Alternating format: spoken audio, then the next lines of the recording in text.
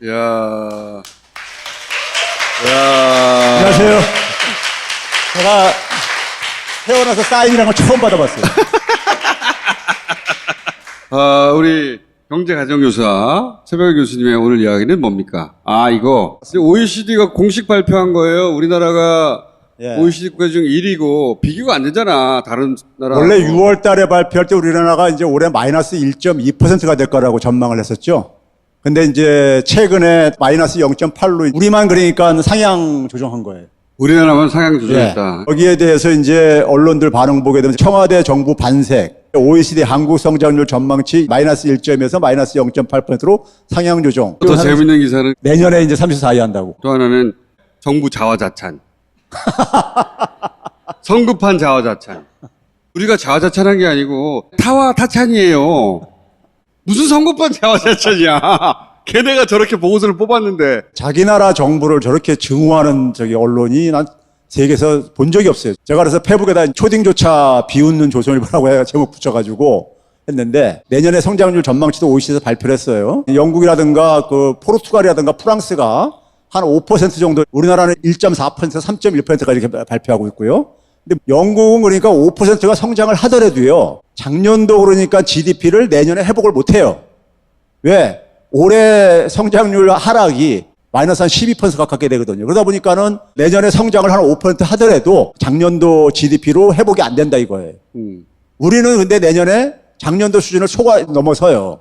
그러니까 우리만 유일하게 작년도 그러니까 GDP 규모를 넘어서는 나라예요. 작년도 GDP를 회복하느냐 못하느냐 이게 이제 중요한 거잖아요. 그러니까 34위라고 할 게 아니라 우리나라만 작년 수준을 넘어서는 유일한 나라다 이렇게 보도해야 되는 거거든요. 그렇죠.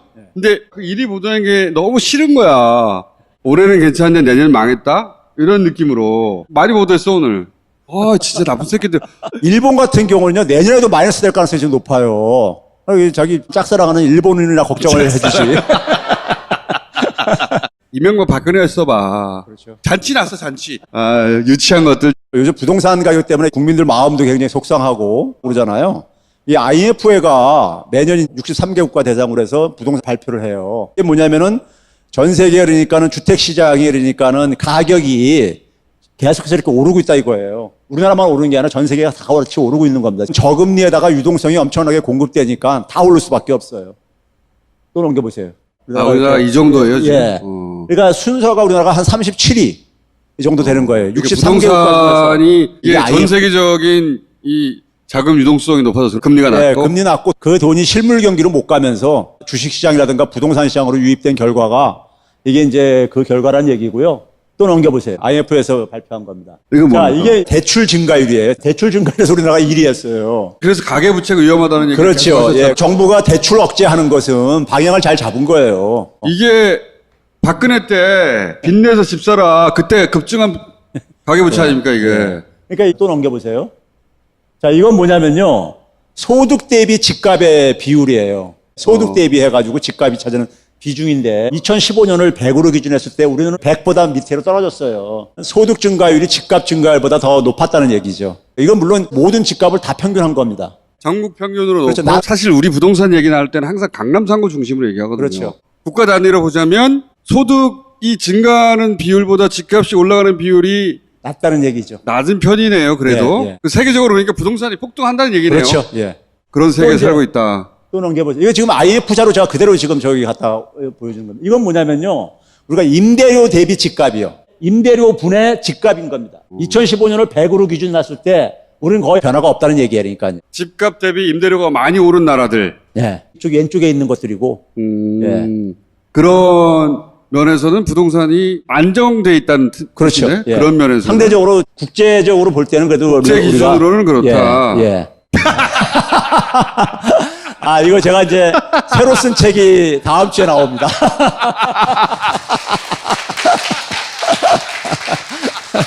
빵! 책이 나왔습니다. 한국판 뉴딜을 이제 정부에서 추진을 하고 있잖아요. 160조 원 이상의 그러니까는 자금을 투입을 하겠다. 그 중에 한 10% 정도를 민간 자본을 이제 그러니까 유치를 하겠다 이렇게 발표를 했어요. 민간 자본, 예. 펀드. 이유가 뭐냐면은 겨울에 보면 외곽 순환도로 같은 거 보게 되면 민자 유치해가지고 하는 것도 많이 있잖아요. 그러면 그거를 할 때 투자자들이 최소 수익 보장을 요구를 해요. 최소 수익을요. 그렇죠. 예. 맞아요. 그래서 특혜 시비가 그동안 있었잖아요. 이번에 대통령께서 여기서 나오는 수익을 좀 일반 국민들이 같이 나눠 가질 수 있도록. 기관들만 최소 수익률 보장 혜택을 누렸는데 그렇죠. 일반인들도 참여할 수 있도록 해야 되겠다. 특히 이제 그 인프라 시설이 있는 지역 주민들이 혜택을 보고 그래서 지역 경제 활성화에도 좀 도움이 되게 했으면 좋겠다. 이렇게 해서 이제 대통령이 방향 제시를 해줘가지고 국민 참여형 펀드로 이렇게 이제 출발을 한 거예요. 좋아요. 지금 민주당에서 생각하는 건 이런 겁니다. 자, 만약에 예를 들어서 1억을 자금을 만약에 유치를 하려고 할 때 5천만 원 정도 정부 자금을 투입을 하고 나머지 5천만 원 정도 자금을 국민들 자금을 유치를 한다고 할 때요. 선순위 대출이라고 하죠. 그러니까 만약에 8천만 원을 줄었어. 손실을 났어요. 사업이 잘 안 돼가지고. 그럼 8천만 원만 남는 거잖아요. 그러면 그거를 나눠 가져야 되잖아요. 채권자들끼리요. 그때 뭐냐면 국민들한테 투자하는 5천만 원 먼저 지급하겠다 이거예요. 손실이 발생할 가능성이 매우 낮네요. 예, 개인들은 어쨌든 간에 여기서 수익이 보장되고 또 원금도 까먹을 가능성이 없고 그래야지만 좀 안심하고 들어올 게 아니겠습니까요. 그렇죠? 그래서 국채 수익률 플러스 알파 정도를 보장을 해주겠다. 이제 국채 수익률도 낮은 상태니까 요즘요. 그러니까 이제 세제 혜택을 좀 주겠다. 그러니까 원래 세금은 14%죠. 5%만 적용하겠다.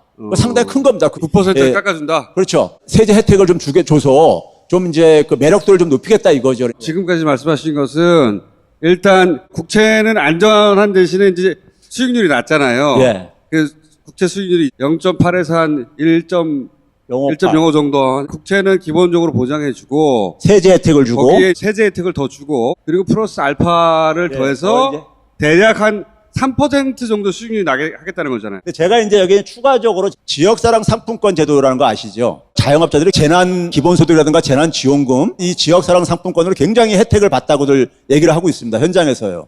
근데 이 지역사랑 상품권이 뭐냐면은 100만 원짜리 상품권을 팔 경우에 그걸 100만 원에 파는 게 아니라 90만 원에 파는 겁니다. 그래 이제 가게들이 그러니까 지역 주민들이 100만 원짜리 상품권을 90만 원에 10만 원을 할인받아서 살 수 있는 거죠. 그 10만 원 할인받은 것 중에 8만 원을 중앙정부에서 예산으로 지원을 해줘요.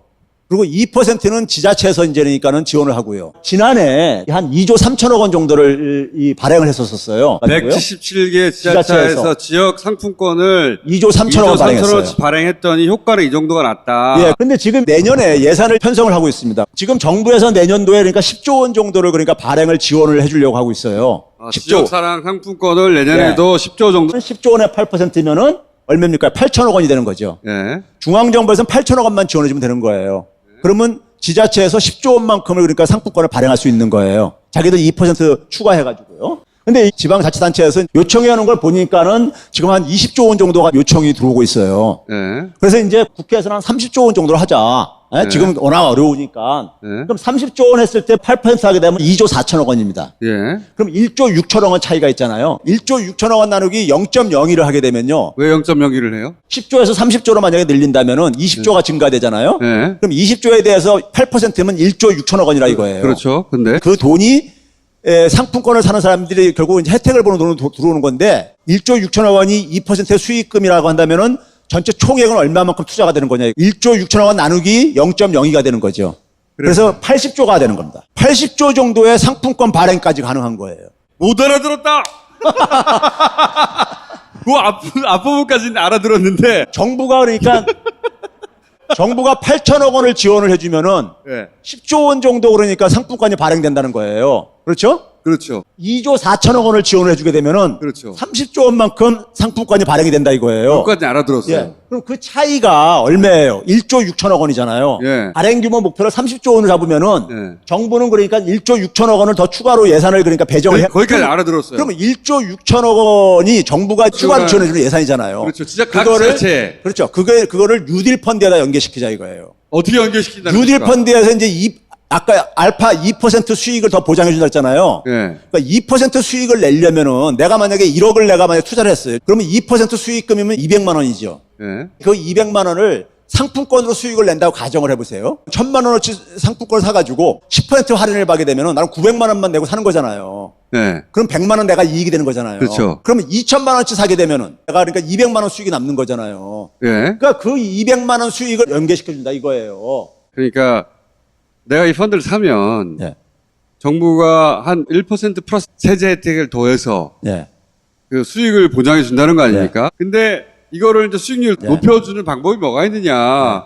지역 상품과 연계하자는 거잖아요. 지역사랑 상품권에서는 이걸 확정적인 이익을 주는 거잖아요. 왜냐하면 지역 상품 상한권은 1,000만 원의 가치가 있는 걸 900만 원에 주는 사는 거잖아요. 거거든요. 그렇죠. 그러니까 그 10%의 이득을 예. 이 펀드 가입한 사람들이 가져가도록 하자는 거잖아요. 그렇죠. 거기다 연계시키자 이거예요. 그러면은 예. 이제 구체적으로 그린 펀드에 내가 넣어보겠어. 내 철학과도 맞고, 예. 야 이거 안정적으로 돈을 넣을 수도 있고 국채 안정성이니까 예. 국채라는 건 나라가 망하지 않는 한 돈을 받는 거 아니에요. 그런 건 정도의 안정성이니 좋아 넣었어요. 거기까지는 심플한데 요 연계한다는 건 내가 상품권을 직접 사야 되는 거예요? 아니면 그걸 매입할 수 있는 권리를 주겠다 이거예요. 권리를 준다. 이게 현금으로 오는 게 아니라 그 상품권을 10% 싸게 살 권리를 가져가는 거잖아요. 네. 교수님의 말씀은 그거를 이 뉴딜 펀드에 가입한 사람은 그 가입한 규모만큼 요 상품권을 살 권리를 주는 거예요. 100만 원짜리를 90만 원을 살 수 있는 거 아니에요. 그 권리를 이 사람들한테 주겠다는 거 아니에요. 그렇죠. 그러면 그 사람들이 지역 상품권을 사야지 권리를 누릴 수 있는 거잖아요. 그렇죠. 아니면 그걸 팔든가 100만 원에. 그래서 10만 원을 챙기든가. 네. 그런 얘기죠. 예. 아, 이제 그러니까 이해했어. 이제 이거 과연 이해할 수 있을까? 이게 목적이 지역 경제 활성화에 있고 지역 주민들을 가자는데 지금 기본적인 취지가 맞춰 있으니까는. 아니, 교수님의 취지는 이겁니다. 수익률을 더 높여줄 아이디어를 정부에서 못 찾고 있는데 내가 좋은 생각이 났어. 지역 상품 산업권 이거 좋은 제도고 그리고 발행하면 거의 다 쓰니까. 그리고 지자체가 지금 더 발행해달라고 막 요구가 지금 그래요. 작년 통계로도 발행하면 한 달 뒤에 거의 다 썼고 발행하면 다 쓸 게 틀림없다. 거기서 10% 남는 건 확정적인데 50%를 요 펀드 가입자들이 가져갈 수 있게 해주는 거예요. 요런 아이디어를 내가 냈다는 거예요, 지금. 교수님 지금 칭찬받고 싶은 거예요. 수익률 플러스 조세 혜택만 하더라도 정기예금 금리보다 나아요. 계산해 보니까 제가 난데 그래도 찜찜하고 뭐라도 좀 더 주면 좋겠다. 뉴딜 펀드가 잘 되길 바라시는 거 아니에요? 그렇죠. 잘 돼야 되는 거죠. 이게. 네, 잘 돼야 되는데 더 매력을 보태주고 싶은데 요 아이디어 있다? 하고 지금 제안하시는 거야. 하마터면 이해 못할 뻔했어요, 나. 지역 상황이 너무 안 좋아요. 자영업자들 분들 섞고 해가지고요. 그래서 너무 안 모두가 좋고. 좋다는 거 아니에요? 그렇죠. 말하자면. 예. 자, 이해했죠? 이런 방식으로 5%까지 수익률을 따지고 보면 보장해 주는 거다. 예, 그렇죠. 예. 5%면 대단한 거죠. 요런 아이디어가 있으니 나를 경제부총리.